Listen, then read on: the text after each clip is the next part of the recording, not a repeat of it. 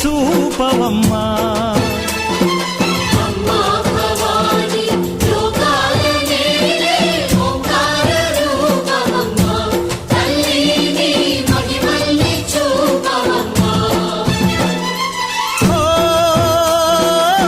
సృష్టికే దీపమా, శక్తికే మూలమా, సింహరథమే నీదమ్మా.